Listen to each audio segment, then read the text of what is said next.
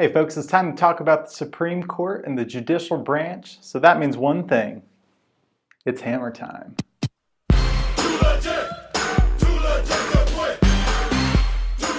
So what's the point of the judicial branch? Well, their job is to make sure that the laws are followed, and if not, that punishment is carried out.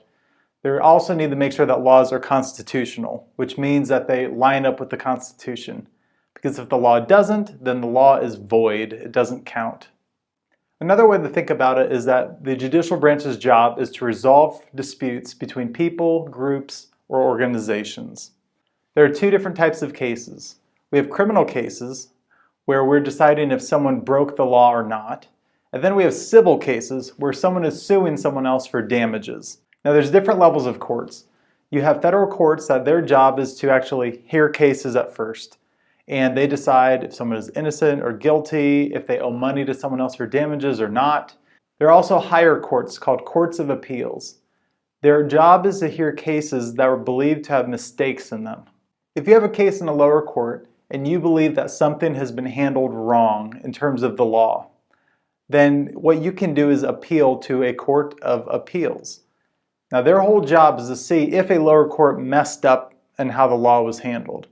It could be many different things, but it's not saying I disagreed with the outcome of the case. Just because you were found guilty doesn't mean you can appeal. If you believe that something was wrong with the process of the court case, then you can appeal. For example, if you think that a piece of evidence that would have made you innocent wasn't allowed in the court, but you believe legally it should have been, you might be able to appeal for that. However, if you're just upset that you're found guilty of murder, you can't appeal based on that alone. And when you think of the judicial branch, you probably think about the Supreme Court. And we haven't even talked about them yet. And here's the reason why. You have to know about the lower courts and the courts of appeals before the Supreme Court has any purpose.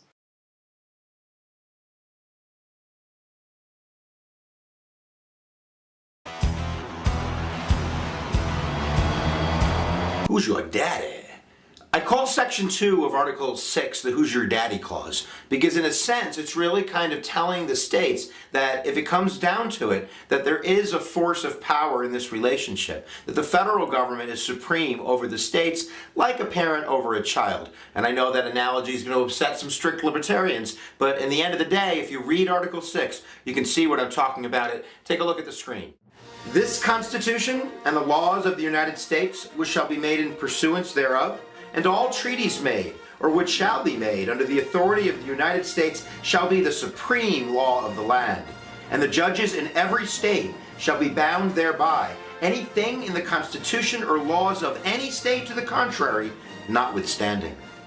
So, there you go. Anything that is in conflict with the state, if it's being, I guess, found constitutional, and this will be later defined by the Marshall Court early on in the early Republic, is going to win the day when it comes down to state power. So that's the Supremacy Clause, right? The Constitution is absolute. Whatever it says goes. Nothing can go against that. And the laws of the United States as well. However, the Constitution comes first. And so the laws that are made must go with the Constitution. Well, you need someone to make sure that the laws do match the Constitution. Therefore, the Supreme Court. That's where it comes from. So its main purpose is to make sure that laws follow the Constitution. Now, this is where cases from the Court of Appeals may be appealed even further. And the Supreme Court can hear whatever cases at once, and it doesn't have to hear cases at all. It's up to the members of the court if they hear a case. What they are doing is saying that a case from the Court of Appeals was handled incorrectly, and maybe that a law itself was unconstitutional. So let's say you had your case at the lower court, and you believe it was handled incorrectly. Maybe even the law itself you believe is unconstitutional, and you appeal to a Court of Appeals. If they agree with the lower court, it stands. However, you can appeal to the Supreme Court of the United States. Now it's up to them if they take the case or not. There are so many cases that are given and they only take about 1% of them because they don't have that much time. And when they take a case, it's because they're trying to set a precedent. So they're trying to set a tradition for the future. It could be that this type of law is illegal, it's unconstitutional, and so other laws like it will not be passed in the future. Now, the Supreme Court is the supreme law of the land, so whatever their decision is about a law is what it stays as. The only way this can be changed is if a Supreme Court later on would make another decision that would seem to reverse that decision, or if Congress passed an amendment to the Constitution. So if there's a law that's unconstitutional, but you change the Constitution, then that law might be legal now. So in reality, the Supreme Court has one job, and it is an extremely important job. It's called judicial review. So what judicial review is, it's interpreting laws and policies to make sure they're constitutional. So the only cases they hear are ones that they're deciding if the Constitution was interpreted properly or not in the law, in the policy, in whatever it was that happened. And we'll be looking at examples of this throughout the rest of the year. Now, the Supreme Court has 9 justices. And a justice is just someone who's on the Supreme Court. However, they need someone to be the leader of the Supreme Court, and that would be the Chief Justice. And right now, that Chief Justice is John Roberts, and he was voted by the other justices to become this. Members of the Supreme Court can be on there for life.